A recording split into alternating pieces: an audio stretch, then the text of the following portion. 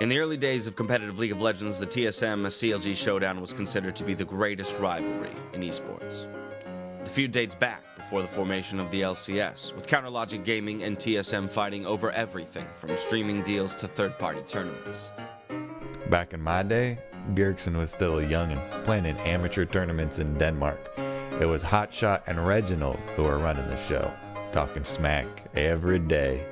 The two teams would battle over top placements in IEM, IPL, and MLG tournaments for years, despite CLG going to train in Korea while TSM took over North America, including winning the first ever LCS title.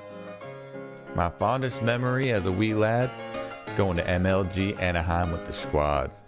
We were witnessing two great teams just play for the love of the game. It's taking so much damage. Can Wild Turtle out-damage a bunch of minion waves? Nian goes in. He finds Wild Turtle. Wild Turtle goes down. Double kill. Triple kill for Nian. And the minions will try to end the game. And then, in the peaks of my youth, me and the pals, we took one of them aeroplanes to New York City. The Big Apple, where we saw him fisticuff in Madison Square Garden. And now taking down Team Solo Mid at Madison Square Garden to be your 2015 Summer Split champions. I shed a tear watching Peter, Double If Pang, and CLG finally win their first championship. Back then, he and Zachary Afro Moo Black, they were known as Rush Hour. That's a reference to one of those moving pictures we used to see at the theater.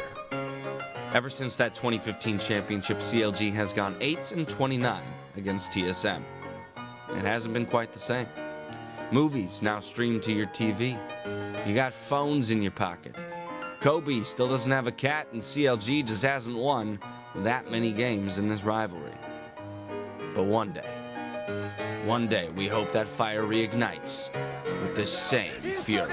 He's trying to reset. He's going in for the reset. Yellow Star got another one. He's going. Cool. I know what I'm gonna have nightmares of tonight. Jesus, Kobe.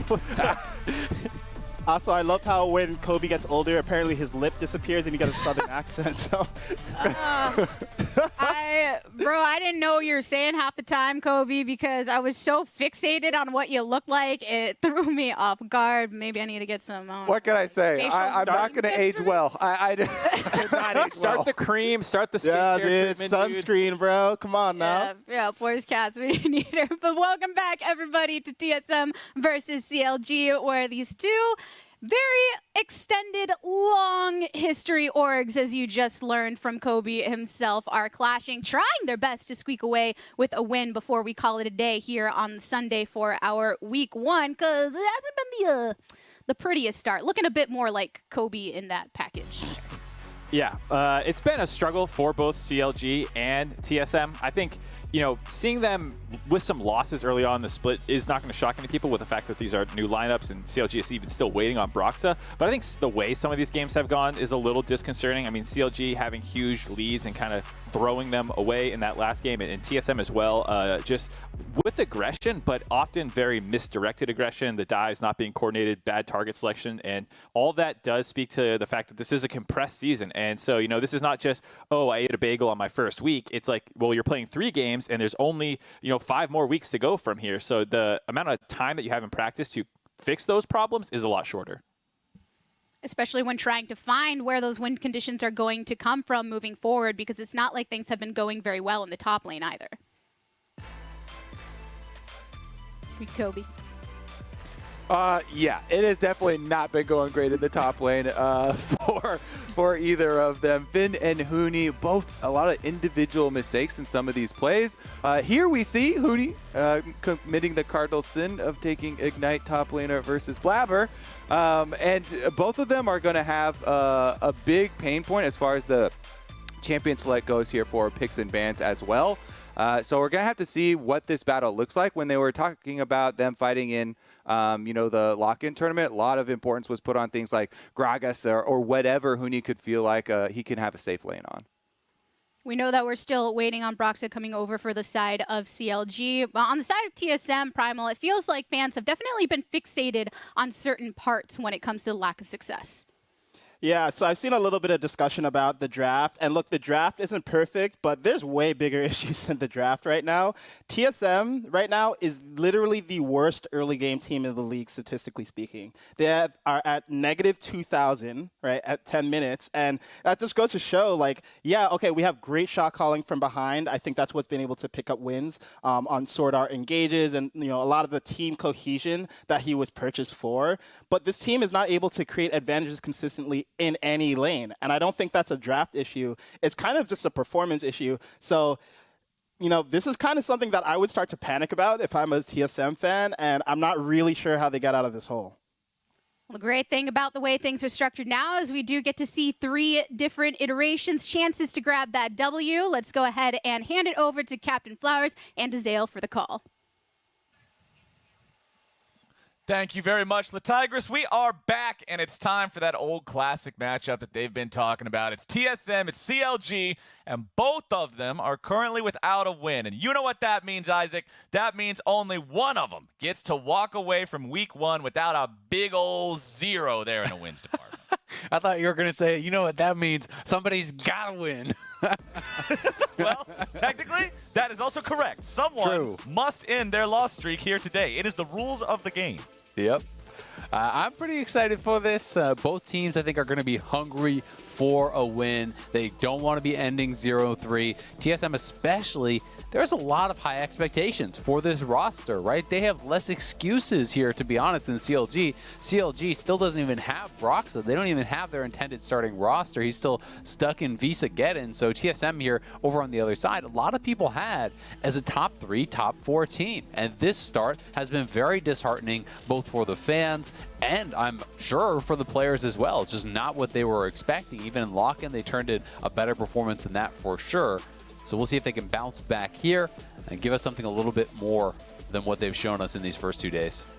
Okay, we're already seeing 2 of the champions that were played in the previous game banned away here in this one. CLG removing both the Kaisa and the Renekton from the table. TSM will ban out Seraphine and Twisted Fate. Nidalee also banned out here by CLG, keeping that one out of the hands of Spica. And what will this final ban be here for the side of TSM? We heard Primal talking about TSM having a pretty rough early game so far in the games that they've played, so we'll see how the draft reflects their desire to make that a little bit better. Maybe they just play for late. Who knows? Pantheon's banned out. CLG just going all over the place here with these hovers. Yeah, Udyr, Olaf, both up, so I would kind of expect a trade there. Camille is available. That seems like another really high priority pick right now. CLG will go to the Udyr, so you pretty much feel like it's almost guaranteed that Spica will grab the Olaf. He doesn't have to do it right now, but you would want to do it in the first round at some point before it does get banned out.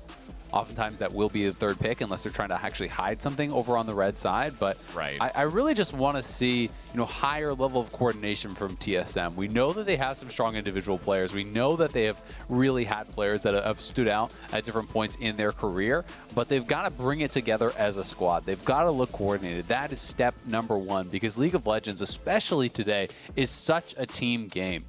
Advantages are created through the coordination of multiple players. Even when it is about these counter picks, you really see the advantages increased exponentially when they're coordinating well with their mid laners and their junglers, and they're moving around the map together and they're manipulating waves together to create additional pressure. So that's what I want to look for from TSM.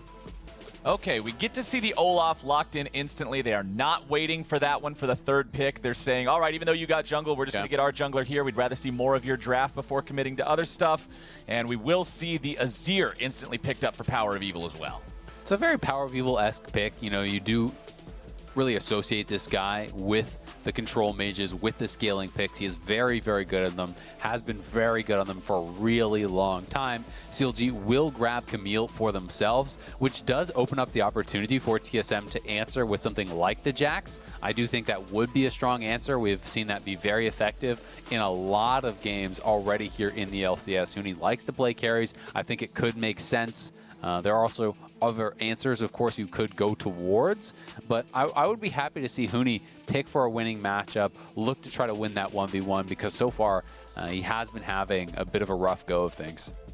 Well, we've got the Camille and Thresh locked in here, and you saw the Thresh win rate pop up so far, 36% on the old Spooky Boy. So not feeling too great in the current state of the game, but maybe Smoothie can pop off here on him, make a couple of plays, as TSM will respond by picking up their AD carry and choosing the Xayah here before the second bans come in. I like Xayah here as a pick. I think that when you're looking over at CLG, you're immediately expecting a pretty dive-heavy comp. You have the Camille, you have the Udyr. A lot of times people like to pair that with things like TF or Galio to try to also get towards that backline. So that means you're going to want to have a marksman that can keep themselves safe. And Xayah can do that with the Featherstorm. When they're diving back onto you, pop the ulti, use that Blade Collar, pull in the feathers to be able to be a little bit more careful. So it seems like a pretty intelligent pick. And now some of the bans can be targeted towards Wild Turtle, it looks like. Jhin, a bit of an interesting ban, as it hasn't been something that has been as popular, but it is something that we know Turtle can play. Kais has been banned out. He has picked Jhin a couple times. Xayah was picked away. So the only thing that we've actually seen Turtle play so far this year that is still available would be the Samira. Yep, and on the other side, CLG goes for the breakup ban. Rakan removed from the possibility of working together with Xayah. We know how well those champions function as a duo, so they want to shut that down. TSM has one more ban to go here. Their opponent's champions all just really fit into one specific role, so they know they either need to target the AD carry pool or the mid pool here, and they want to remove one of those safe options. This goes back to what you were talking about, Isaac, in the last champion select, how although it's not universal, a lot of players do agree that Orianna would win the matchup against Azir, so they want to take that one off the table, make things a little bit easier there for Power of Evil in mid. Yeah, we've seen two differing opinions, even in the last two games. This time it's the Azir team actually banning out the Orianna. Last time we saw the Orianna team banning out the Azir. So very clearly, different approaches to that matchup, different looks at what they may expect. The GP going to be banned away from Huni here. So CLG a little bit worried about that cross-map play, about Huni being able to stay on his own island, farm up, withstand the pressure, and just have added value with that cross-map ultimate. Gragas would be a pretty solid pick here. Is a flex as well. You know, can go support and top. Tank as well. I think can be pretty strong. But it's actually going to be Lulu. So Lulu, there's a potential of it being flexed. I have seen a little bit of Moonstone Lulu top lane, kind of trying to fill the same role as Ivern. But more likely, it probably is support. I would say, though, if they are sending it towards bot lane, I would be terrified personally picking Lulu into Thresh, so that's the only reason I actually bring it up as a flex pick, because I think that it's so scary to be playing Lulu into some of these really strong all-in type supports when you are playing Thresh. If you ever get hooked as Lulu, you're pretty much just dead. It is a very, very squishy support champion, but I am not very familiar with the top lane matchup and if that would even be something they'd be considering. Well, CLG is putting some firepower here into the bottom lane, grabbing Aphelios there with the Thresh. One of Aphelios' natural weaknesses, of course, he does not have any sort of dashes or invisibilities or blinks, so having Thresh there to peel and protect him makes a lot of sense. And then the final pick for CLG will be the Zoe to go up against Azir here in the mid lane. So TSM, what's it going to be? Is it support Lulu? Is it top lane Lulu? It's looking like it is that top Lulu there for Huni, which means Leona for Sword Art might just be locked in. There it is. Okay. All right. It's Leona Xayah versus Aphelios Thresh. And so it should it should be top lane Lulu, which I am expecting then to get the Moonstaff build, whatever you want to call it, Moonstone Renewer Rush, full-on support style. I think that it can work very well, but he has to play around with Spica, right? You know, if Spica's not up there and they're not going for 2v2s and they're not actually taking Rift Heralds and getting pressure, then I think it's not that valuable, because one of the best answers to these style of builds is actually split push, right? What that build wants to do is get towards your items really quickly that are super strong in a 5v5, super strong in a team fight scenario, and group and stay grouped and keep team fighting. And what split pushers are going to do is just refuse to group, keep drawing you to a side lane where their items, which are built for that 1v1, are going to have a much greater effect than yours, which are built for team play, yours, which are built for assisting your compatriots on the Rift. So we'll see how they're going to be able to play it out. I do think that Lulu can be pretty abusive into melee matchups early in my limited experience playing against it top lane, but as I said, you got to play with your jungler here or he's going to be locked under his turret and be pretty worthless. Yeah, and I really like the point that you're making about the split push thing, especially when you're up against not just a powerful split pushing top laner, but a guy like Udyr who can run so fast and punish you so easily if you're overextended. You think of Lulu and you think of times you've seen a Lulu make a great escape by using the Whimsy and getting fast and popping the Glitter Lance to slow the other guy down, and she manages to run away. You're not doing that against Udyr. He's completely just constantly spamming bear, running after you 100,000 miles per hour over and over and over again, and eventually you get slapped upside the head and you're gone. And Moonstone Renewer is not saving you from that. Definitely isn't. One thing I will say is that I think Finn went a little bit greedy with his runes. He didn't actually go resolve secondary. Most of the time, people will go resolve secondary for the second win against these kind of matchups because generally they only can punish you early. And if you don't get slammed early, you get a little bit of sustain in the build, you get some levels under your belt, and you're not really going to be worried later on. He's taken more of a middle-of-the-road approach where he did go D-Shield, but he actually went for Inspiration secondary for the free boots. Biscuits are going to help somewhat, but not as much indexing towards just surviving lane. So if he can get away with it, it's going to be even better going forward into the game, and we'll just have to track if Huni can punish him for it. Right.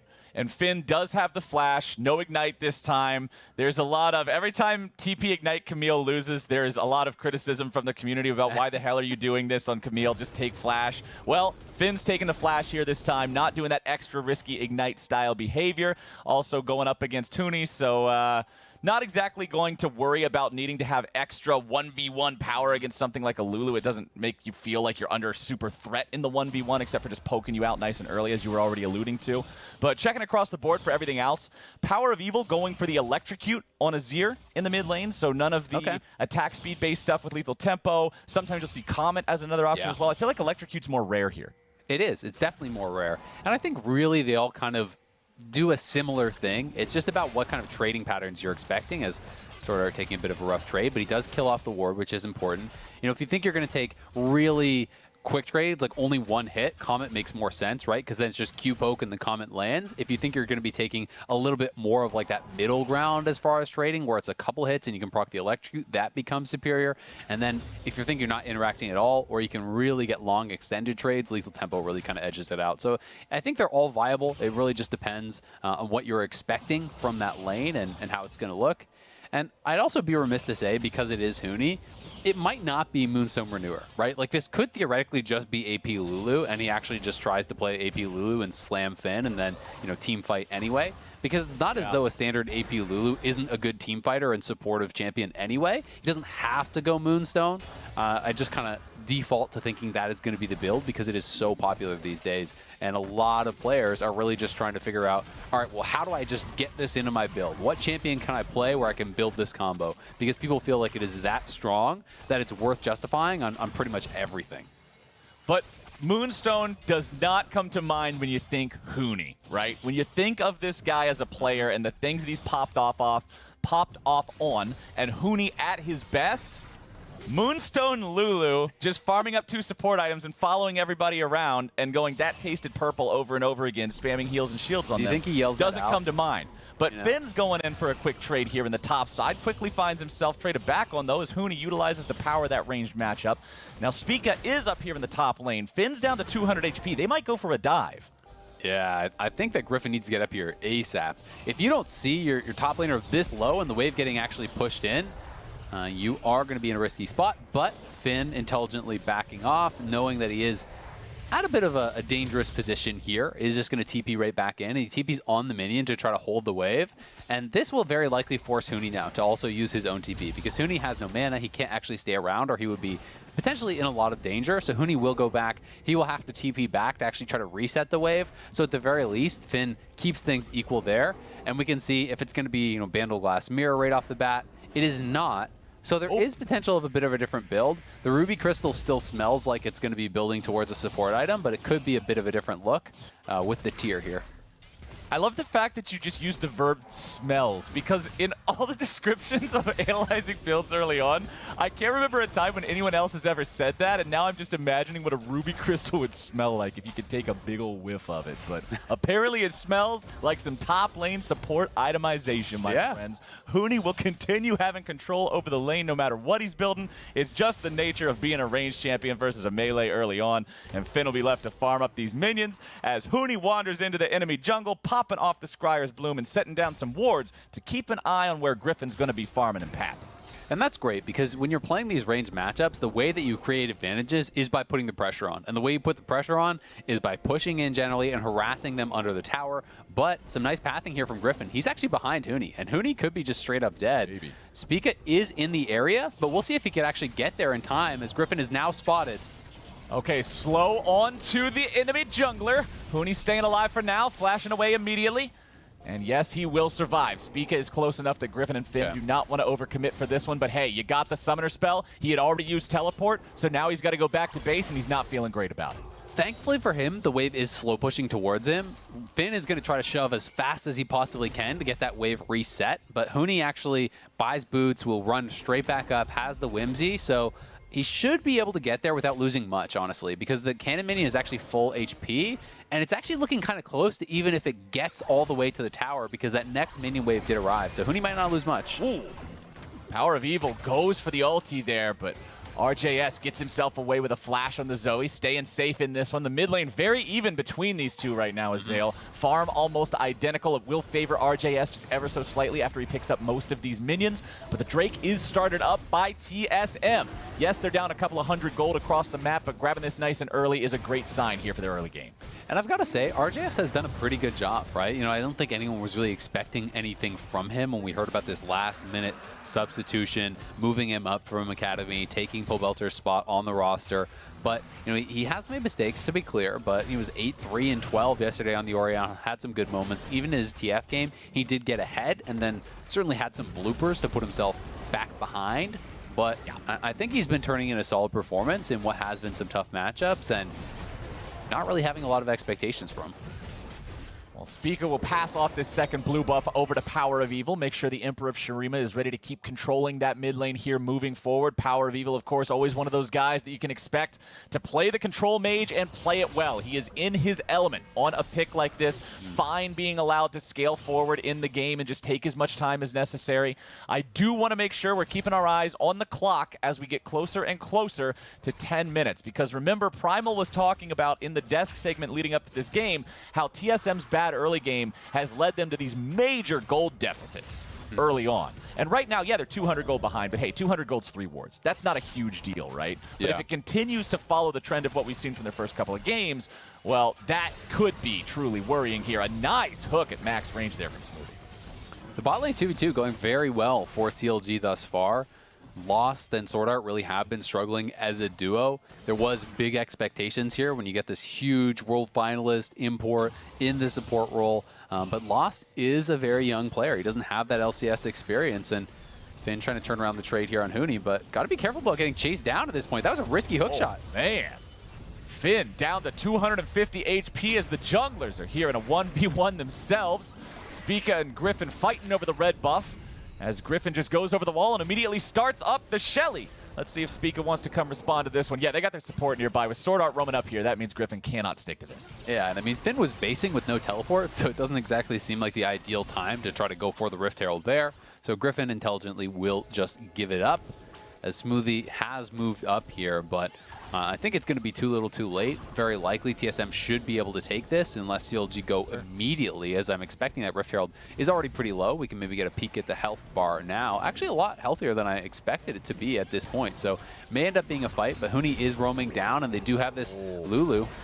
Spica forced to use the Ragnarok there to escape what could have been a death if he stuck around too much longer.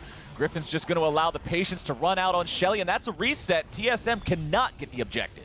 Not going to be able to take it. CLG now going to take their whack at it. We'll be starting it up. You can see Lost is still down on this bot side, so he is going to push this out. He could actually base and then move up if they want to try to scrap. Power of Evil is cheating over towards that Rift Herald, but it does look like the decision will be just to give it up, to try to play more for the waves. And it's not a huge loss for TSM, but CLG doing a pretty good job of dissuading them from that without really overly committing. You know, neither team actually moved up their marksman, which I tend to prefer that look. I do think that in the earlier weeks of lock-in, teams were overcommitting to the Rift Herald, spending too many resources to move up and take that. When you're losing minions on the other side and sometimes losing plates and the experience as well, it's not really worth it, because the Rift Herald, you have to actually think about what value you're getting, right? The expected value is generally 320 gold. You get the 2 plates, and usually not much more than that. Sometimes they don't even get the charge off. So if you're losing more gold through minions and experience, then you shouldn't even be attempting it. Yeah, all about actually analyzing, hey, what is this really worth besides saying we got the objective? And at least for CLG, they got that just before 10 minutes. Remember, the Rift Herald does last 4 minutes overall, so that means at any point they should be able to summon it up there for the plate money as Power of Evil's going in. Gets the shuffle onto RJS. This time Sword Art coming in. Goes for the flash, but Smoothie's there to save him. Now Sword Art's jumping over the wall here with the Zenith Blade, continuing that chase, and Sword Art has gone too far. RJS with the first blood. Smoothie, right place, right time with the lantern there. That was huge. And then Sword Art, following him with the Zenith Blade, gets dragged incredibly far, as it looked like it could have been a positive play. Power of Evil was setting up a trap for RJS. As he stepped forward to try to pick up that Ignite off the ground, he was always going to go in for him. But then, here, we see Smoothie get Zenith Bladed, and he flashes over the wall, pulling in Sword Art very, very far. Sword Art takes a lot of initial damage there from RJS, and then gets hooked up by Smoothie, burst down by RJS. That is some nice coordination, a good roam timing there from Smoothie, who, despite the loss yesterday, individually, I thought had a very good rel game. Was really on point with his setups in those team fights. It was more that CLG fell apart as far as the macro and as far as knowing what to do to close out that game. But CLG did have some good team fighting yesterday. And we're 12 minutes into the game right now, Azael, and look at where the gold is. It's 1,500 gold favoring CLG. Before they even got the kill, the natural gold lead was just building up because of better farming and turret plates and things like that. And now Griffin's coming up here on the top side, looking to counter jungle a little bit more. Shouldn't really be any chance to make a dive happen onto a full HP Lulu with all her spells, but can't find any Krug, so he'll head back down towards mid. CLG is looking good here in this early game. They are. Huni now, though, has his Moonstone Renewer. The lane has been going fine for him. Generally, if you can just kind of farm it out as the supportive style champions, you're feeling pretty good. Lost, you are taking a lot of damage there. Wild Turtle having a flash away, though, as Sword Art follows up and they threaten the kill. Sword Art hugging the wall to avoid the death sentence that comes out in the back end of the fight. Both AD carries feeling the pain after that one, but it's Wild Turtle who had to use both summoner spells to stay alive. Yeah, Lost was trying to find the angle there to get the root with his pullback on the feathers, but unfortunately for him, wasn't able to actually find it and did end up using his E, the pullback, before his ultimate. So maybe could have actually committed the ultimate a little bit earlier and potentially even gotten that kill, or at the very least a little bit more pressure. But as you say, they did force the extra summoner, so they're going to be feeling pretty good about that. And Finn trying to push Huni back just to escort Shelly in for a second charge here. Yep, Shelly's second charge would go a long way onto that tier 2 turret, getting about over half the HP, but there it goes again. Power of Evil looking for RJS, but now he's asleep. PoE not feeling too good about how this one's going as RJS gets his second kill of this game. Spica is not strong enough to 1v2 these guys for a return kill. And CLG, they got 2 kills. They got the turret up there in the top lane with all 5 plates. This early game is looking wonderful. It is looking so good for CLG, and every time Power of Evil has that ultimate, they are going in, trying to make plays on RJS, but it was Griffin that was there first on the Udyr. Run, stun, done. The TP coming in. Oh, that was beautiful. Oh, he goes in and uses Huni as an escape mechanism, but Wild Turtle is still in danger. There is not enough to get him out. I applaud the try, but TSM gets it done here in the bottom lane. That was a great play by Smoothie, but a great counter play by Huni. He had been hooked out, but he uses the Wild Growth to interrupt the Lantern path there from Wild Turtle. Also very interesting stuff you can see in our Honda performance play. We'll watch this one more time.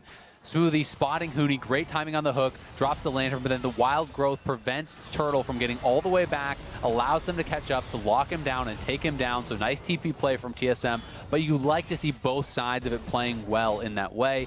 And I have to point out the Imperial Mandate now here on Power of Evil. So very interesting. Yes. Going for a pretty different look here as far as the Azir itemization.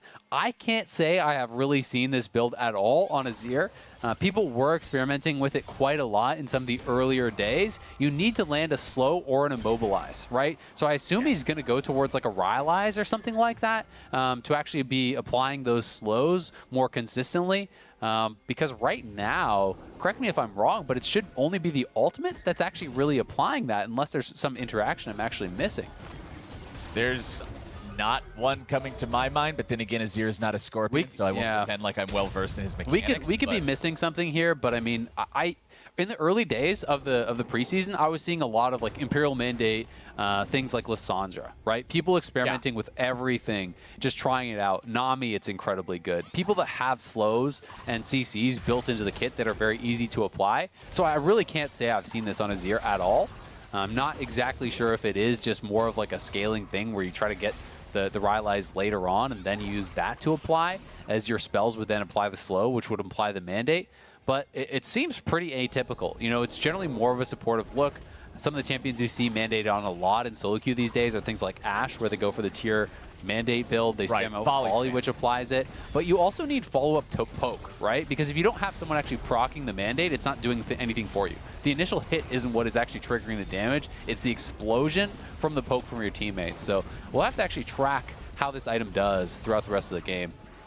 And if there's one person to go with some inventive builds in the mid lane, Power of Evil's the guy I would expect to do it. Remember the Nashor's Tooth Orianna back in the day? Always wanted to be the guy who's able to think outside the box here a little bit. Total Gold popping up on the left side of your screen right about now. It's Lost and RJS, the two richest players in the game right now. Lost having that one kill under his belt makes up for the fact that he is 20 CS behind Wild Turtle. And these two AD carries are just continuing to square off here in the top lane. But I will be interested, Azale, in seeing how much firepower both teams bring down to the bottom side here soon, because we got 45 seconds till that third Drake is alive. And I don't think they're going to want to give up this whole point. So Q does slow. I just actually looked it up. So it is the 25% 1 second slow on the Azir Q. So that will apply the mandate. So that is the thought process. He does not need to wait for anything like the Rylai's. So excuse me for that. So it will be interesting to actually follow up on this and see how it is performing in these fights. It's definitely going to be a lot weaker in any sort of 1v1 or the laning, but can be pretty nice and does have a fairly good mythic passive of just flat AP with every additional item completed for the Azir. Yeah, well, hey, today we learned something, Isaac. We learned exactly how Imperial Mandate synergizes with Azir. I'll have you know I have played one game of Azir in my life. I played him on the old Hexakill map on Twisted Treeline, and I got a Hexakill, and I never played him ever again. 100% win rate, let's go. 100% win rate, 100% Hexakill rate, but right now it is all about the Drake here for TSM. That soul point will be surrendered. TSM is going after that one. They secure it. They are at 3-0 on Drakes, but back in the mid lane, it is CLG taking down the tier 1, the tier 2. Shelly will not get a charge off onto the inhibitor turret, and CLG exits stage left. So it will be that trade of the immediate gold for CLG in exchange for that potential soul that TSM is working towards. But that's concerning. You know, yes, you got some gold in your pockets right now, but Ocean Soul is so good if you give it over to some of these champions on the TSM side. When you look at how durable someone like the Olaf is going to become with the Lulu shielding and speeding you up, the last thing you want is even more durability with that potential Ocean Soul. TSM are built for 5v5. CLG must now contest them 5v5 at that next dragon for soul point, and that could very well be where the game is decided. CLG will have a gold lead, but the question is going to be, can they execute on that, pick someone off prior to the fight, or even just win a 5v5 straight up, because they're going to have to now. Alrighty, TSM down that 3,000 gold, up ready for that Drake, but it's CLG's job to stop him here. 4 minutes from now is still quite a ways away. 1 minute before Baron spawns onto the map, TSM will continue just trying to push these waves out here. Huni with the completed Moonstone Renewer, and here's where I want to see CLG play the macro game correctly. This is what you brought up back in Champ Select, Azale. Let's go back to that, talking about how Moonstone is so effective in these big team fights, and how if you're playing up against that, the best move is not to play that game. Just choose to play differently. And can CLG and Finn and Griffin in particular facilitate the proper split push to avoid that? Exactly. Oh, well, Griffin's in a rough spot here. Okay, Smoothie's right place at the right time again. The problem is going to be they want to split push, but you gave up every dragon, right? So if you actually had taken 1 or 2 of those early dragons, you have so much time to create an advantage through side lane. But given the fact that they did not, that they are actually up against Soul Point, TSM have the perfect lever to force you into that 5v5. And that is why I think that they are in such a good position right now, despite being down in gold. We will see, though, if CLG can make the most of this gold lead and really just win out on that 5v5 through sheer power. They're trying to pressure these side lanes very heavily. With the Giants belt in inventory for Power of Evil, likely is going towards the Rylai's, just to be able to actually apply that, with the W autos. So will be interesting. Finn on the flank here, though. Looks like they maybe want to go for something, but not going to commit just yet. Trouble Bubble only on to Leona. Takes off half her health, though. RJS just has the artillery ready to fire here on this Zoe with them couple of kills he got early on. He's looking good this game. Has been performing pretty well. Huni not able to hold that top lane turret. Didn't have vision in his jungle to actually know if there was any sort of dive coming. So had to seed the tower over to Turtle. And the gold lead is continuing to extend. So what was just a 2,000-3,000 gold lead a couple minutes ago is now up over 4,000 gold there for CLG. But again, it's not just about the Moonstone. It's about the Imperial Mandate and these items that TSM is building for to be incredibly effective for the 5v5. That is where they are going to get the added value. That is where they are going to make their stand and really bet on their team comp and success in this game. Woof. That was close. Sword Art going for the flash play onto RJS, forcing the Zoe to use his real flash to escape that one. With 90 seconds before the Drake spawns, that could be imperative for making sure that team fight goes TSM's way. I mean, if you get in the wrong spot now, flash is about all you have to keep yourself safe from that Olaf who's going to be sped up, shielded up by this Lulu. If he gets in on top of these members, it is going to be incredibly difficult for CLG to deal with them. But they have the mid lane push. They have Prio now, so they're going to be able to move over here and try to clear out all the TSM vision, try to secure all the wards that they need to prepare for this dragon. But they've got to make sure to check all these brushes. When you're playing on Ocean Rift, you have got to do your due diligence. Check every little brush. There isn't a ward in that brush that's in the pit, but CLG didn't even check. So there could be a pink ward still sitting in the pit, and they wouldn't even know. No one went in there that I saw from CLG, and that is one of the things that you've got to adapt to when you are playing on these different maps, preparing for extra flanks when you're playing on Infernal, checking every brush when you're playing on Ocean. RJS going for a little bit of poke there. CLG has not swept away the Pixel Brush ward, so that will see them walking in and out of this brush if they dip out of it to the right into the river. Spica throws out a single axe. Both sides just dancing around here, looking for the chance that they might need. Hex Flash being used from Sword Art. He goes over the wall, but considering the only person nearby is an Udyr, you don't want to be starting the fight out on him. Power of Evil and the rest of TSM continuing to push forward. Drake is up in 4 seconds. Griffin doing some damage here on the front line. Gets pulled to safety by Smoothie. Spica losing half HP. Now Finn is still on the flank. Has to take the blast cone over. Doesn't want to get caught out. Spica being recovered just slowly but surely here from Huni.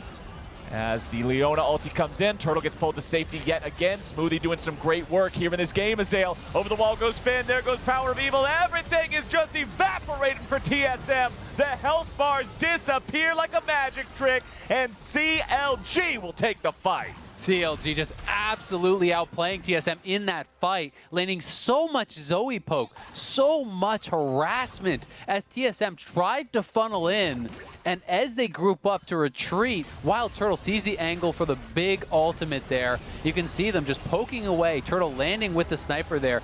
And honestly, Sword Art just missing multiple attempts at engage. He missed every Zenith Blade, he misses the ultimate as they group. The flank comes in here from Finn, the Infernum ulti coming over the top from Wild Turtle, AoEing them down, just absolutely wiping the map with them. And TSM, they built towards this crescendo. This was supposed to be their moment where they have built these support items, they force the 5v5, and then they get the Ocean Soul, and they win the game off that before they fall too far behind the gold. Unfortunately for them, they lost the fight, and now they're massively behind. Look at the damage! Wild Turtle, 5K. Enemy team put together, 4K. That's insane. Wild Turtle's Aphelios just took over with the damage in that team fight, but everybody from CLG playing it great. They're stopping the Soul from coming online, and they're still commanding a 5,500 gold lead. Now, we might get another fight just because we can right about now. Griffin getting caught out, pulled to safety yet again. Smoothie with the death sentence. He is doing so much work this game, making sure CLG can play as aggressively as they like without having to worry about anything. Time for the YOLO Baron. TSM has said, all right, we got to get a 5v5. Only way we're going to do it, start up the Baron. Finn has TP. Will they be able to force it? Spica's getting low already. Spica down below half HP. Turtle fires off the ulti. Not going to get much with that one. Spica still tanking. TSM chooses to disengage, but Finn is here and he's on the other side. They might get a collapse. Zoe Bubble finds a target. Do they want to commit? There's your paddle star that does not connect all the way onto Huni. That was such a long-range paddle star. If that would have hit him, that would have taken him down to 10% HP. CLG keeps him off Baron. Oh, well, now CLG is going to start. TSM have no vision. Do they even know? I think they have an inkling that it could be going on, and they're checking the brushes. Now they have vision on it. They have seen it. TSM must now respond to CLG. RJS getting the Sleepy Trouble Bubble down onto Sword Art. TSM has those health bars nice and recovered now. They're feeling okay. CLG backing away, and all right, Isaac, we don't have any more fights now. Both teams took their shot at Baron. Both teams were able to successfully defend. But look, everybody's resetting. Finn has prio mid lane, so if they can actually just start this up again. CLG just can continue to threaten this because we have to have TSM now responding to the mid lane. So they are actually just starting this up with Smoothie and Turtle. This is risky though. Udyr and their Zoe are not here, but at the very least, they're going to be able to deny that mid lane wave. They're going to be able to steal away some of the jungle camps. I think the initial play was good from TSM. They force out the TP, then they disengage. That is a way to force Finn to group or to, at the very least, be able to punish if he goes back to the side lane. So I think it was an intelligent move. Had they hard committed to the Baron, it would have been bad, but TSM managing a pretty tough spot well there. I think it's going to come down to the Dragons here once more. The question is, can they actually get a good setup, get a good entrance to that area? Because if they are late to the Dragon, it is so damn hard to walk into an area where your opponents have vision and a Zoe throwing out poke nonstop. It's all about being first to the scene of the crime. No one's there. Now, Smoothie goes for a hook, will not find it. Wild Turtle here on the Aphelios. 2 items completed, has Grievous Wounds as well, meaning he had to take a bit of a detour before going for the 3rd completed item. Zenith Blade not going to find the mark, but just in case it did, Smoothie again with the Lantern, always ready. Really liking the Thresh play we're seeing out of this guy here today in this game. 6,000 gold lead for CLG. Drake is up in 70 seconds, but that's still quite a ways away. So CLG's saying, all right, you guys have control over the bottom side river. That's fine. We're going to take control back over the top side here. I mean, just look at the side lanes, right? The waves are all pushing in. TSM has no one answering it, so they're just bleeding out gold and experience at this point. We'll see if CLG can get anything going here. Nice sidestep on the hook, though. Oh, Smoothie absolutely deleted. Huni grabbing a kill on that one as CLG goes back in looking for some sort of a fight, but they've lost their support. He will be back in time for the Drake, but not if the whole fight just collapses afterwards. TSM will not find any more kills or lose anyone else here just yet. Sleep finds one target, but they don't want to go in for Spica. Nice pick from TSM. That is huge, and that was off the nice play there from Lost, catching the root. And now Sword Art threatening the dive here. He can actually go over the wall. Here comes the Hex Flash. RJS canceled it. This is the most important player on CLG for these Dragon Dances. They cannot afford to lose him. TSM backing away now, heading back towards the Drake pit. Sword Art takes Griffin over the wall, and he's forced to flash back out, but Sword Art chases him with the Zenith Blade, and Sword Art, that was not where you wanted to be, buddy. Power of Evil trying to follow up, throws out the soldiers. Power of Evil getting caught out as the damage comes down. Spica's running in as PoE's running away. Wild Turtle's under pressure, but pressure can't crack the turtle, baby. Up on his shell, he holds the earth. And now Finn's going back in. Power of Evil is down. Lost is trying to fight in a 1v4. Yes, he'll pick up a single kill, but it's Hootie against the world. And TSM fall to pieces against CLG. TSM getting destroyed by CLG here. The Bud Light Ace coming through. You can see Aphelios heading over for that Baron. They could potentially take both the Baron and the Dragon here if they want to go for a risky play. but TSM just falling to pieces. It's again what I was talking about during the draft. They are just not on the same page. They are not looking coordinated whatsoever here. We can watch this one more time. Remember, Smoothie, they got that pick on a mid lane. Look where he is on the map. Smoothie's nowhere near this. You don't need to commit to a crazy play like this. Sword Art gets pulled over the wall with the flash, then okay, at the very least, just give him up. But then look at Power of Evil. He's going in. No one is looking to follow up.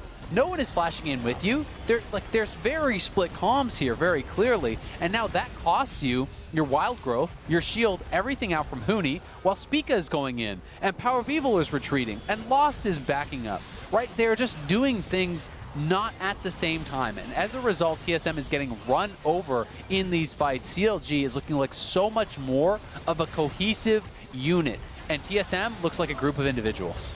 And by the time we get done with the replay, we got another fight breaking out. Spica gets away ever so barely, man. CLG still with full health bars. Enemy jungler's been taken low. Power of Evil. Nice shuffle onto RJS. That should be a free kill on the enemy mid laner. And that is huge for TSM. CLG still committing over to the Baron here. Do they really want to stick around for this without their mid laner? The answer is no, but TSM will swoop into the pit before it's able to reset. This could be the turning point here for TSM. Baron down below 5,000 HP. Finn's coming around from the side. Engaged from Sword Art. Griffin's pulled to safety. Baron still at 3K. CLG have made quite a mistake here. Wild Turtle might look for an opportunity to go back in, but no. CLG staying on the Baron too long after they lose their mid laner, gifts it and hands it over to TSM. Yeah, I'm not sure why they didn't just immediately pull back there. Either way, TSM, I think, would have gone for the Baron after the pick because they're right beside that pit. That was huge from Power of Evil. Finally, one of those aggressive moves he's been going for all game works out. Through laning phase, over by the dragon fight. He is always posturing for these aggressive Azir plays, looking to scoop people into his team, pick up that kill. This time it does pay off. They get the shutdown onto RJS, and that pick from Power of Evil gets TSM the Baron, gets them another shot in this game because it was getting out of hand, the gold deficit that they were at.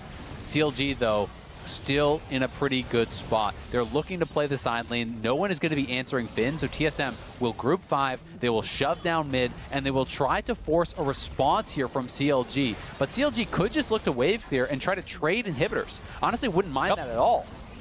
That's the name of the game, the split push from Finn. Griffin, great lantern, nearly in some trouble, but once again, man, the Smoothie show is on repeat here tonight.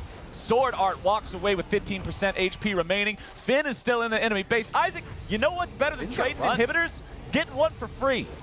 As Lost is getting stunned as he tries to get back. TSM is split up. Griffin is just being the best pain in the butt he can be. Finn's fallen back now after taking down the tier 3 turret. He will not overstay for the inhib, and CLG navigated that beautifully. They really did. I actually love the chase from CLG because what was happening was TSM was actually moving to collapse over onto Finn.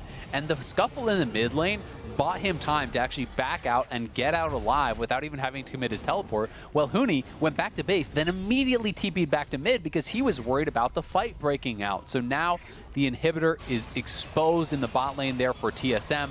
You can see Finn has built himself up to a very strong point in this game. He's got the GA online. He's working towards his 4th item here, and he's monstrously ahead in the farm. That's just how it's going to function when you have Huni, who's not playing side lanes, who's grouping constantly. The Camille will get stronger and stronger, and the question is, can TSM force him to group or win a 5v5 before he just splits them to death? Because once again, look at Finn up in the top lane. CLG have pushed out mid. They're going to answer bot with 4, and Finn is just still going. So he's going to force TSM to base and answer.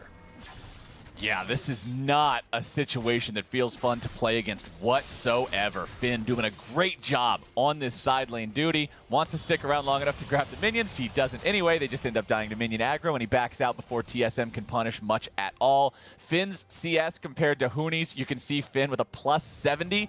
Yes, Huni's items are cheaper, but that doesn't afford you much of an advantage when you don't have nearly as much gold. And Finn with the Trinity Force, with the Hydra, with the Guardian Angel, now working towards the Sterix Gauge as the 4th big ticket item. This guy is scary as hell on the Camille, and we got 20 seconds before it's Drake time yet again, Azael. And CLG now are closing in on their soul point, right? This would be their 3rd straight Ocean. It gets harder and harder to actually deal with all the additional regen that they are going to have. Griffin's got to be a little bit careful, but I've got to credit Smoothie so much. He's always in the perfect spot to be here with the lanterns, to allow for this poking and prodding, for this aggressive play that Griffin is actually going for. And RJS has been on point with the poke this game. TSM, though, they're going to commit to this. They really have no choice. Finn's not here. They're just going to rush it down before Finn's able to arrive. The Ocean Drake's under threat. There you go. Ocean Soul finally for the side of TSM. Griffin's running away. 20% HP remaining. TSM hot on the chase. Lost goes up into the ulti, looking for the kill on to Smoothie, and he's got it. TSM getting paid here in the bottom half of the map, but losing their inhibitor.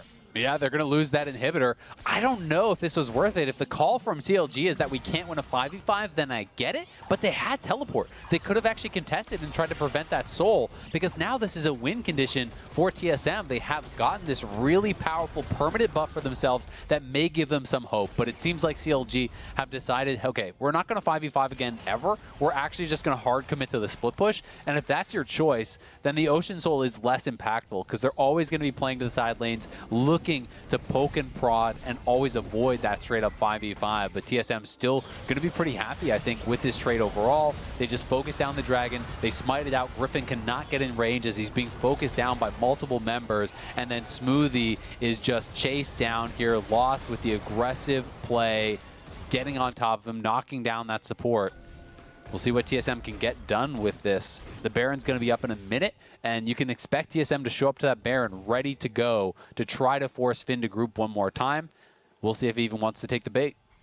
Well, one thing I do really like here is that because they were already playing against Gore Drinker Olaf and Moonstone Maneuver Lulu, CLG's got Grievous Wounds ready to go, right? You've got Griffin already having the Thorn Mail, which, remember, isn't just reactive Grievous Wounds. It's proactive. Anytime you apply an Immobilize, you put Grievous on them. You've already got the Executioner's Calling onto Wild Turtle with the Runeans as well, so plenty of AoE Grievous Wounds application there. CLG can deal with the possibility. Wild Turtle now getting pulled to safety here by the Lantern. Power of Evil still has to get back to the base and try to defend this one somehow. CLG with the split push threat once again, getting it done. Lost eating some damage, trying to go forward here yet again. Wild Turtle getting slowed down. Wild Turtle in a bad spot. Wild Turtle's going to be killed if they ain't careful. Turtle's finding a lot of damage back in retaliation, but he will be shut down. TSM running over CLG here in the mid lane. But again, the base, he's just taking down those inhibitors. The second one is down. He's looking for PoE. Oh, and he uses the ulti beautifully like a gymnast at the Olympics. He jumps over that thing going over after PoE, but the damage is too much, and Finn must retreat. Yeah, he's got to get out of there, and TSM are on the Baron, and that was the first major mistake, it felt like, from CLG around that Lantern, because Turtle did not click the Lantern. By the time he saw it, he was too far away from that Lantern to get back to it. He could not get to safety despite the incredible amount of self-healing that came through. He had the red gun. Let's just watch this one more time. So Smoothie drops the Lantern. You need to click that instantly. But he's trying to run out of that Leona ultimate, and that is what he was focused on. So by the time he actually sees the Lantern, it is too little too late. Had he taken the Lantern, then been able to flash afterwards, I believe he could have created enough space to survive. Instead, they are able to chase him down, get on top of him. This grouped up composition here finally feeling like it's coming online for TSM. Now they have the Baron, they have the Ocean Soul. They want to push, they want to fight. They're in a position to do so. And it's going to be up to CLG to try to avoid that, to try to find ways to get into the base, to circumvent that. Because if they are forced into a 5v5 now, I believe TSM wins. I mean, they've got a full item, Xayah. They've got the Death Cap completed, the Void Staff, everything needed on Power of Evil. They are ridiculously strong in the 5v5, and CLG may be kicking themselves for not trying to contest that previous Ocean Soul Dragon. That does mean, though, that Elder Drake is on the board here in just about 2 minutes. Now, luckily for TSM, TSM has the Baron ready to go for almost the entirety of that time. So they will have full control over Summoner's Rift. They can get all the waves pushed out, prime the map however they want to best be prepared for this Elder fight. Because if they're already going to win in a 5v5, if they can get an Elder buff, man, it is just curtain call here for CLG. Yes, Finn has been doing a great job here in the side lanes, but it feels like ever since that Baron that TSM got off the back of the pick onto RJS in the red side TSM jungle, things have just been slowly moving more and more towards their way. They really have, and with the Ocean Soul, it's hard for RJS to really do as much also. You can get that poke down, but Ocean Soul allows you to be able to regen up so incredibly quickly.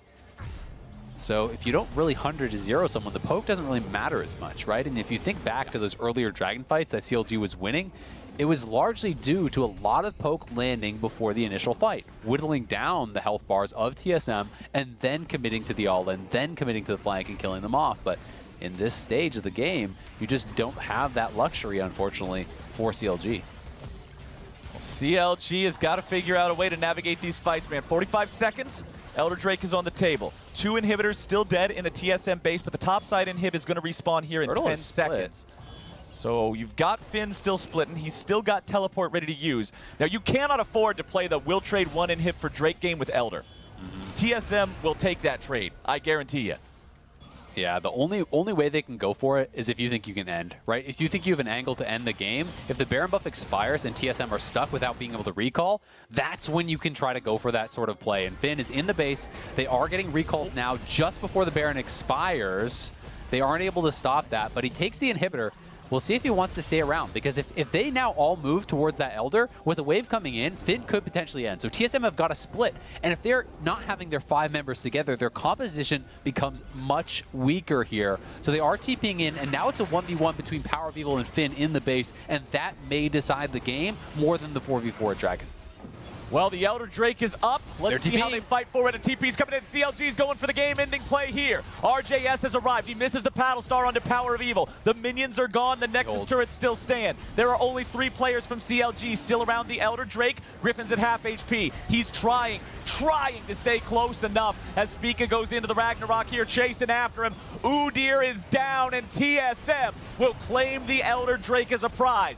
Turtle and Smoothie still sticking around. There's no reason to go in there, fellas. That is not a fight y'all are going to be winning. Turtle tries to get something, but he will not find it. Lost, still going for the base. One who takes the Drake down, but they're still trying to end the game here. Power of Evil knows all he has to do is buy a little bit of time. It's not about winning the fight. Lost it's about not losing the base. Finn's in some trouble with Lost coming around from the side. 6 items. Zaya says hello, my friend. He'll respawn here with the Guardian Angel. It is completely wasted, and TSM wins out across the map. You call it 6 items, I'm calling it 7, because he's got a dragon in his pocket there to assist. The laser beams raining down, knocking down Finn. CLG committed to the base play, to trying to go for the back door, and they were not able to connect with the critical spells on Power of Evil. He held in the 1v2 for so long without going down, and you can see in the picture-in-picture, we should just go back to live, because CLG again is committing to this sort of play. They know they cannot win 5v5. They have no chance of winning 5v5 against the Elder, so they have got to try to create some sort of a scenario where they can get around their opponents, because both their solo laners are dead. TSM is on the death march here. They are looking to run straight down and end this game. Now, CLG will have their solo laners alive back in time to defend Nexus turrets. It appears they still only have 5 seconds left, but they still have to deal with the fact that everybody on TSM's got the Elder Drake. Even in a 5v5, that's not fair. Elder Drake is designed to be a game-ending buff, and TSM would love to end this 42-minute game right now. They are 3,000 gold ahead. They do have the Dragon Soul. They do have the Elder. Finn critically also with no Guardian Angel. GA is one of those items that can feel incredible with the passive or completely worthless, and the way that Finn died with it in the bottom lane was the latter of the two. Just ended up buying him an extra 2 seconds before he fell, as TSM will take down their second tier 3 turret of the game, going for their second inhibitor now, and CLG does not want to fight for this. 35 seconds remain here on the Elder Dragon. Now, the one saving grace for CLG in this situation, TSM can't just walk up to the northern part of the base and take that inhibitor as well, because the top lane tier 2 is still standing. So we have a multi-inhib game from both teams, Isaac.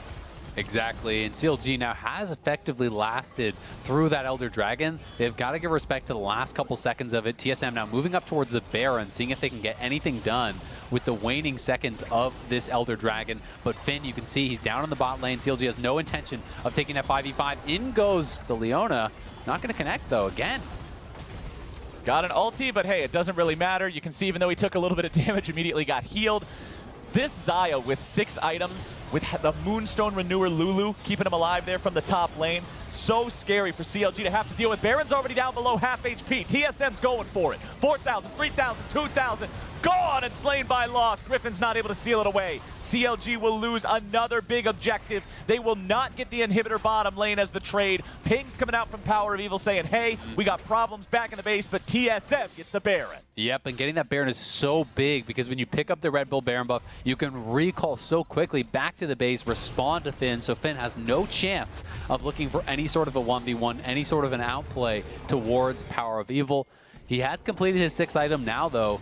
He has that Chempunk chain sword, so indexing very heavily into these healing T-buffs, and the game will continue. CLG are going to keep playing for these sort of side lane plays. And Finn, at the very least, did get that ward down in the bottom lane. It's not in the base, but it's fairly far forward, so he has somewhere to TP to if he has to go for it. For now, though, moving up, and I don't know if he was actually spotted by the pink ward.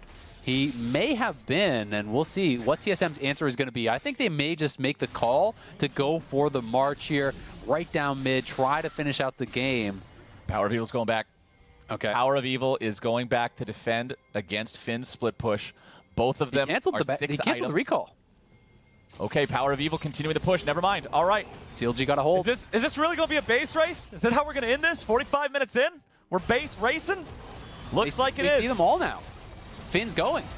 He's TPing. Nexus turret already dead. TSM going for the play here in the enemy base. Finn coming back, looking to maybe make some sort of a fight, but the fight's already over, baby. They already lost Griffin, and Smoothie's going to be dropping here next. Finn finds a W, but that ain't going to do nothing. Wild Turtle's trying to stand and fight, but it ain't doing a damn thing. CLG looked good for a while, but it's TSM taking the win here today.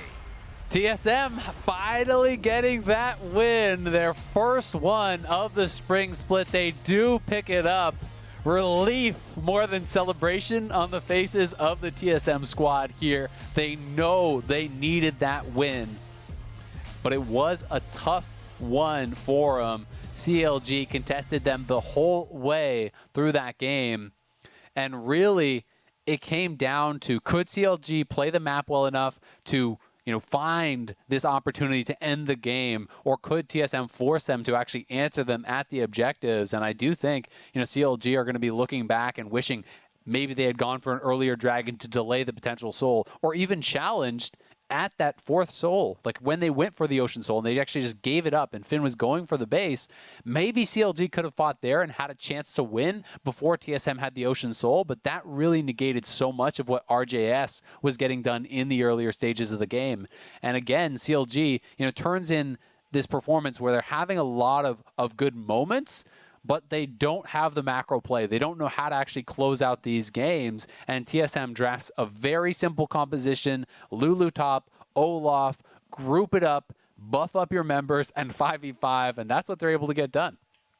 Whenever I see a game come down to the wire like this, I always try to look back and pinpoint the moment that made the biggest difference. And to me, that was the pick onto RJS, topside red jungle, into the first Baron for TSM. Because up until that point, CLG was so far ahead that they were allowed to play their split push game without TSM just being able to brute force things with the 5v5. That Baron and the subsequent goal gains that TSM got from it brought them back up to a playable position in the game where then they were able to eventually get the win. And damn, was it close. It was down to, at one point, all the inhibitors down in TSM's base, having only one Nexus turret left, Finn constantly being a threat. And you have to look back and wonder, if that Baron didn't happen when it did, if TSM was not able to apply that bandage and staunch that bleeding, could Finn have just been able to end the game before TSM hit critical mass? If, could, would, should, none of it matters. The game is over and TSM took the dub. Right now we're going to step away, but don't y'all go anywhere, because Riv's going to be chatting with Power of Evil on the other side of the break. Don't let the comfort fool you. Don't let the attention to detail lead you to believe that a Honda is a delicate machine.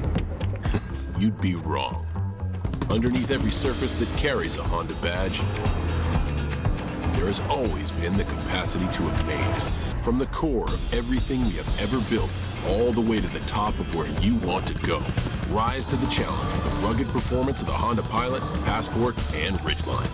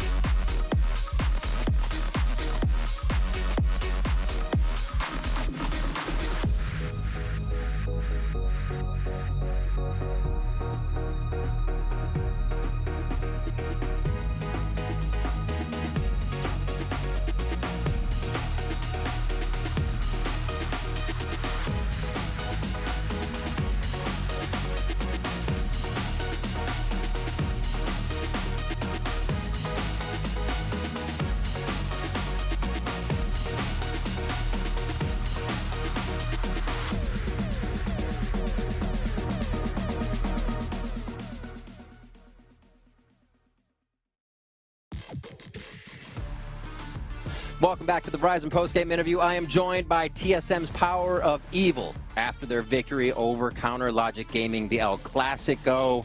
Smackdown in the end and made it happen. Week 1's over, PoE. How are you feeling? You end with a win, and what are you feeling? Well, not fully satisfied, honestly. 1-2 was definitely not what we hoped for. I think we struggled in our first game, and Cloud9 took us pretty much just straight ahead, won the game really easily against us, and even CLG was now a struggle. So I think we have a lot of stuff to work on. I think we are strong individual players, but in the game, it's just really chaotic. There's a lot of communication, a lot of chaos, and we're not fully on the same page yet. I think that's because we all kind of know how we want to play the game, but then there's so many voices. So I think right now we just need to figure out how we play the best as a team and united. But obviously, winning in the end made it bittersweet and was good. It does feel good to end the week with a win. Looking at that, the communication in-game right now, being it chaotic, 28 minutes, there was the Bud Light Ace down at Dragon. What was the opening to get back into the game? What was the communication there to make sure you could win? The game seemed really hard. We were down gold, and obviously we lost the Dragon fight. I don't remember exactly how it happened that they started the Baron anymore, but Zoe jumped front and tried to poke us. We got the pick on her with the shuffle, and then we just knew, okay, this is the best chance we have. We just need to fight the Baron, try to fight them on this objective, because in the split push, they're just way stronger than us, and we got the Baron fight in our favor, and from that point on, it was just, Ozzy, you need to defend against Camille and try to hold the base, and we tried to form and win the game, and I don't know, it was really chaotic even in the end, right? Because as the defender, I'm trying to communicate as much as I can. Can I win right now? This is always TPing into the base, or oh my god, maybe someone needs to base, and in the meantime, my foreman is trying to communicate how they can end the game. So it's really stressful. Well, you're getting player of the game for the defense you had in the base, so that's got to feel good, man. Nice. Not a problem there, right? Yeah, it feels good. Looking at the new team, you're still growing. You said it was a bit chaotic. There's still communication to work on, but how do you reflect on the growth of week 1? How are you feeling about that? Well, I think that a lot of fans, and I can understand all the viewers saying oh man, TSM seems really bad now. I can totally understand that. But I know from experience, even last year when I was in FlyQuest, everyone said we're not even a playoffs team, and we made back-to-back finals. And I think we're kind of in a similar situation where right now we're having a rough start, and it's not looking too shiny since we don't have the synergy going yet. But I really know that all my teammates are really strong individual players, and I think we can make it up all the way if we keep improving and keep growing. That's awesome. Power of Evil, thank you so much for your time. As we go, good luck in the rest of the season. I want to thank you. Thank you as well. Thank you both, Riv and PoE. An honest take on the chaos of that game. Power of Evil, no stranger to being in an underdog situation. And we made it through the majority of the day before cresting over that 40-minute mark until this CLG versus TSM game. Primal, it did seem, though, like TSM did have some idea of what their win condition could be here. They did, and I did point out before this that on average they're 2,000 gold behind at 15. But the good news is they've gotten really good at playing from that position, and we saw that this game. I think Azael noted that Ocean Soul was actually a big deal for TSM this game. If you look at the win condition for CLG, it's split push and have Zoe poke them out. But I think TSM recognized that was a win condition and really prioritized Ocean Soul this game. We see them sacking 2 towers for Drake, which is normally a borderline trade. I would say it's explicitly good in this scenario, considering how important the Drake is, and the fact that TSM has a superior team fighting comp with the Lulu, with Moonstone Renewer. So TSM, they knew what they needed to do. It was a little sloppy, and we heard PoE talk about why it was sloppy. But they got across the finish line, even if they fell across it. Okay, so they did get across the finish line. I think they were helped greatly, as PoE said, by by the pick that he got on RJS, the Zoe, when he's going for poke early. And full credit to PoE for going in on that. He sees the Zoe looking for a possible poke opportunity, jumps in with the shuffle, gets her back. And then these moments where he's defending against multiple people in the base against the last-ditch dying death rattle of CLG as they're trying to push themselves to victory were really, really deserving. But, also coming into this game with the first 2 games sample size of data for TSM, this is the first game where they have focus on Dragons. And so they came into it drafting, a team comp with a supportive top laner so they can just group up 5-on-5. They were last place at 22% Dragon control previous to this. And it is always a breaking point where one strategy is not explicitly better as far as going for early Rift Trail, going for gold to try and end versus, trying to Dragon Sack versus the Soul. And it comes down to these execution errors, and we saw them in this game. Well, when we're looking at kind of the overall feel on the side of TSM, yes, there were some moments here or there that were questionable, but I think overall we have to look down towards that bot lane where we focused so much on Sword Art's arrival that maybe, Mark, we haven't been giving credit necessarily to Lost and what he has been able to add to this team. Well, I think people have been pretty harsh on Lost, but I think for an understandable reason, he had not looked very good so far. But this was actually a good game. You can see 41% of his team's damage. Yes, that is with a Lulu top who's going to be trying to buff him up and stuff. But I actually thought even in the number of the team fights, he was doing a good job of kiting forward and getting damage out. He was not playing scared, and he knew his role as a primary damage dealer. And then, once they finally got some gold back into their pockets, because they were down a ton early this game, and they had the Drakes and all this stuff, he actually was able to continue being the main team fight threat. So I just wanted to give him a little bit of credit for having a first really good game in the LCS after taking a bit of a beating by the community. And on that great side that we saw from Lost in this performance, though, we do want to touch on maybe some of the positives on the side of CLG. I know, Mark, if we're looking at that, it wasn't necessarily always the case that they were in a losing condition. Actually, Primal, I wanted to see if you had any thoughts on this. Yeah, so, this feels a little weird to say coming off the back of a huge game-throwing cop moment by RJS. But overall, I think he's actually had a pretty solid debut week. We did see CLG tweet about how they're experimenting with the roster. They want to put a different, asset mid and see if they get anything out of it. And we've seen RJS play 3 different picks at this point. I thought his TF was particularly good. And early game, we saw him, creating a lot of pressure, creating openings for plays, even if they didn't get exploited. So, look, this is a roster. This is like a super hodgepodge roster that doesn't even have their main jungler in. If you're a CLG fan, don't panic quite yet.